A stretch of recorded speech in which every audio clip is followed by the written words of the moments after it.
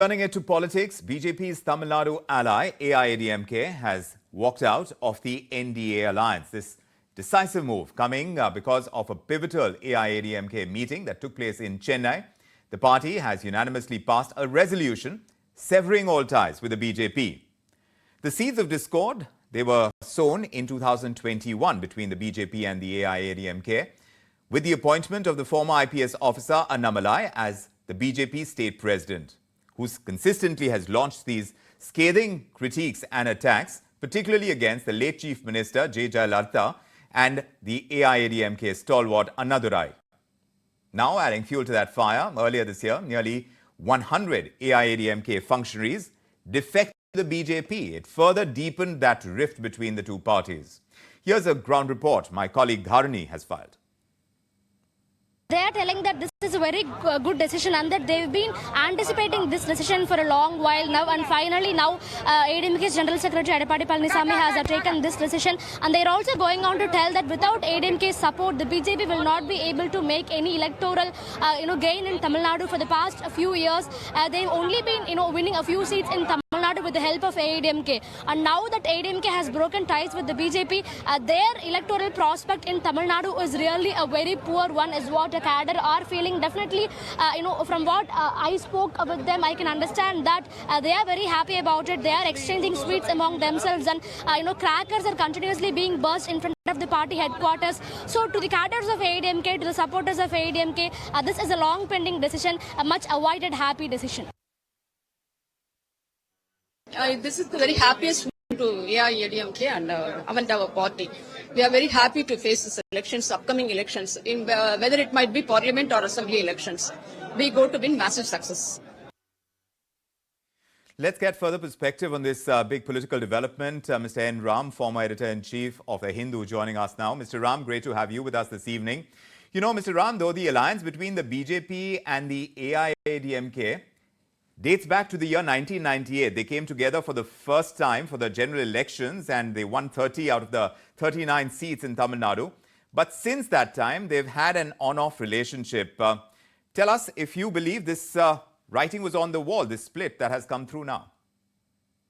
Yes, I think there's a widespread perception in the AIADMK, particularly among the cadres and the lower level leaders, that the BJP, going with the BJP is not a good thing, that BJP is a burden and a liability they have to carry. Maybe there are other reasons why they ally with BJP, and DMK has been saying to protect themselves against corruption cases and so on, against actions from the center can launch. But whatever be the truth behind that, it is seen as a liability.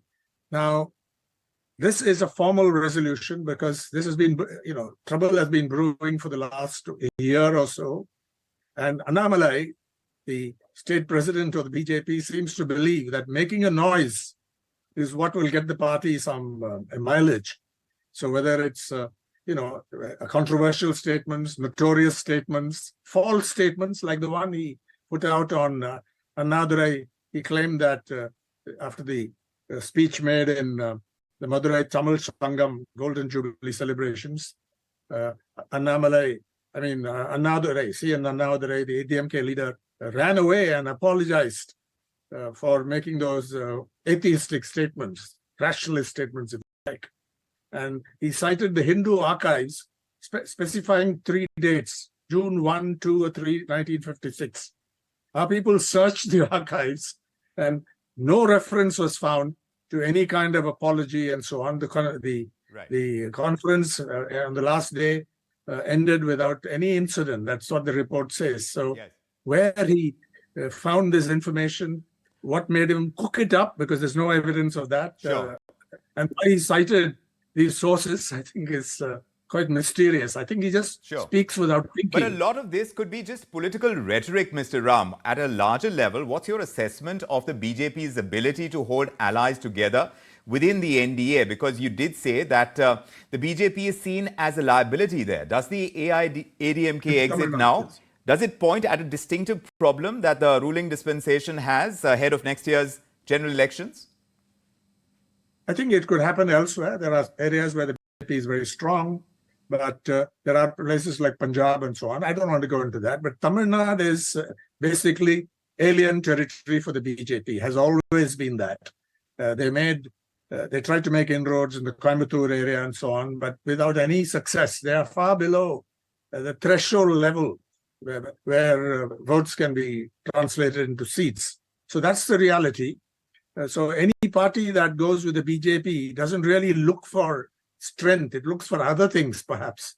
Jayalalithaa herself showed that she didn't want the BJP as an ally. But then how important, sir, is it for the BJP? But one other thing, yes. This may not be the last word on the subject. This resolution, because Chief Minister Stalin, Mr. M.K. Stalin, has the previous day has been quoted as saying in Tirupur, yes, in a party meeting, that this is drama. This is a farcical drama, and he could it be, sir?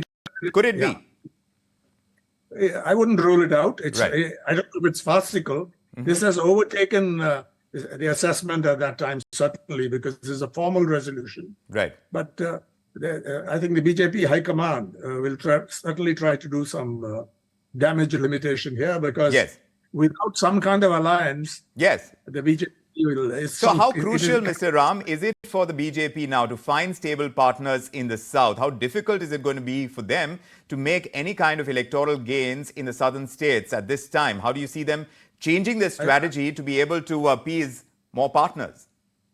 Too late. And if they have leaders like Annamalai, who certainly give the impression of being arrogant. Also, he's very arrogant with the press.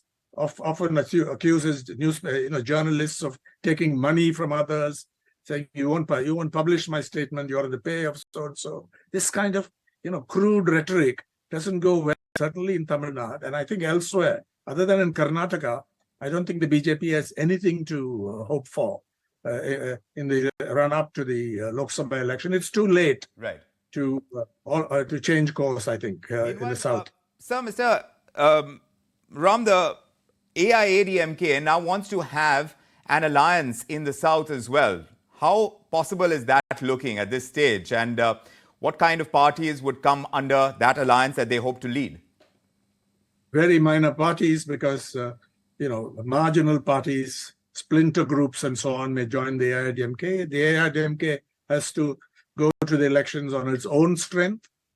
But certainly, there's absolutely no doubt that all this only strengthens the DMK-led alliance, because not just from 2019, but from 2017, under the stewardship of Mr. Stalin, their alliance, DMK-led alliance, has been very cohesive, very stable. All of them have stayed on course. There's no discord. There are no discordant notes. Hardly any, even though ideological differences there among the allies. So I think, given that, this kind of discord and even break is only going to help the already strong DMK-led alliance. There's no doubt about it right now. If it benefits the DMK as an extension, would it also help the newly formed India alliance, you'd say?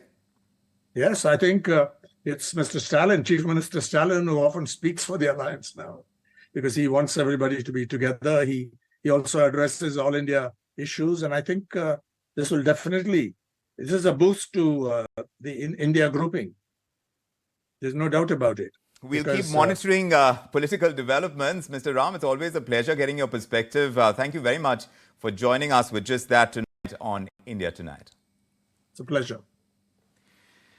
In the sport